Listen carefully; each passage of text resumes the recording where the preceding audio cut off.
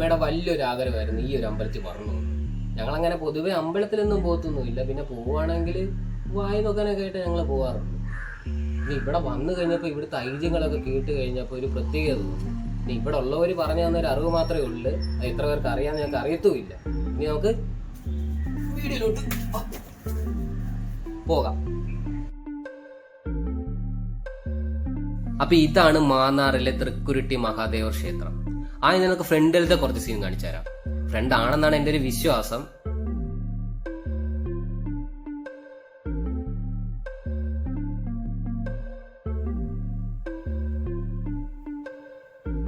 ഐതിഹ്യങ്ങളാൽ നിറഞ്ഞു നിൽക്കുന്ന ഈ മഹാക്ഷേത്രം പരശുരാമൻ കേരളത്തിൽ സൃഷ്ടിച്ച 108 ക്ഷേത്രങ്ങളിലെ ഒരു ക്ഷേത്രമാണിത്. ഞങ്ങൾ അമ്പലത്തിൽ ചെന്നപ്പോൾ കുറച്ച് ലേറ്റായി നടയടച്ച്. പിന്നെ ഞങ്ങൾക്ക് നടന്നേരം തൊഴാനേ പറ്റിയുള്ളൂ. പിന്നെ ഞങ്ങൾ കാണുന്ന വലിയൊരു ആൽമരമാണ്. ആൽമരത്തിന്റെ ചുവട്ടിലേക്ക് ചെല്ലുന്തോറും നല്ല തണുപ്പ്.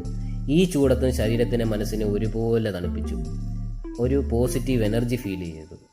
ആൽമരത്തിന്റെ ഗുണം പൊതുവെ അങ്ങനെയാണല്ലോ.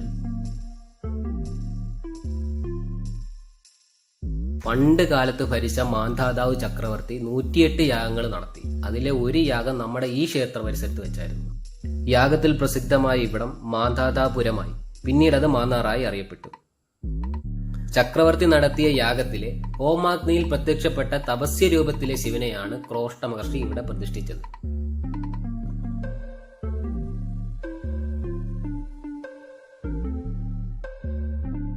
ഇവിടെ മഹാദേവനോടൊപ്പം തന്നെ മഹാവിഷ്ണുവും ദക്ഷിണാമൂർത്തിയും ഗണപതിയും കുടികൊള്ളുന്നു.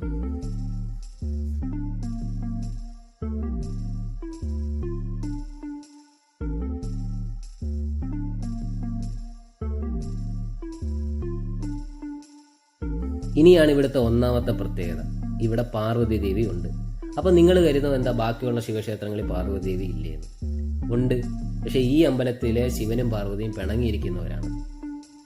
പിണങ്ങിയിരിക്കുന്നത് കൊണ്ട് ദേവിയുടെ നട വർഷത്തിൽ ഒരിക്കലേ തുറക്കും. അതും ശിവരാത്രിയുടെ അന്ന് വെളുപ്പിനെ 3 മണിക്ക്. ഭഗവാനെയും കൊണ്ട് 7 പ്രദക്ഷിണമാണ് ഉള്ളത്. അതിൽ 5ാമത്തെ പ്രദക്ഷിണമാകുമ്പോൾ ദേവിയുടെ നട തുറക്കും. ഭഗവാൻ പ്രദക്ഷിണം ചെയ്ത് നേർക്ക് വരുമ്പോൾ ദേവിയുടെ നട അടയ്ക്കും.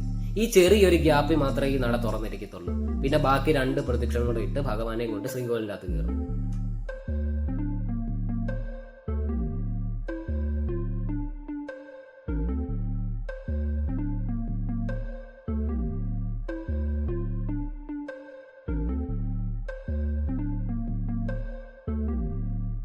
ഇവിടെ ഇരിക്കുന്ന ഭഗവാന് ദേഷ്യഭാവമാണ്.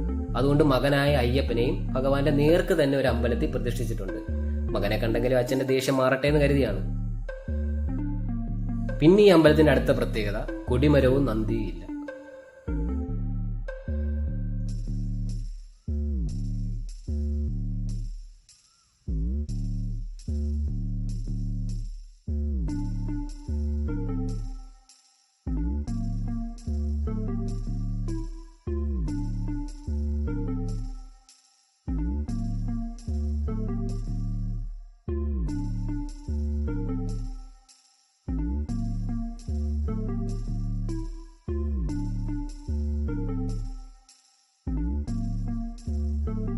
ഇനിയാണ് 3ാമത്തെ പ്രത്യേകത. ഞങ്ങൾ വന്നപ്പോഴേ ശ്രദ്ധിച്ചതാണ് ഈ അമ്പലത്തിലെ മതില്.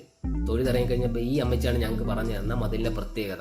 അകത്തു നോക്കിയാൽ പുറത്തേക്ക് ചെരിഞ്ഞതും പുറത്തു നോക്കിയാൽ അകത്തേക്ക് ചെരിഞ്ഞതുമായ മതില് ഒറ്റ രാത്രി കൊണ്ട് പണിതാണ്. അതും ഭൂതത്താന്മാര്. പണിത് തീരാറായപ്പോഴത്തേക്ക് നേരം വെളുത്തെന്നാണ് വിശ്വാസം.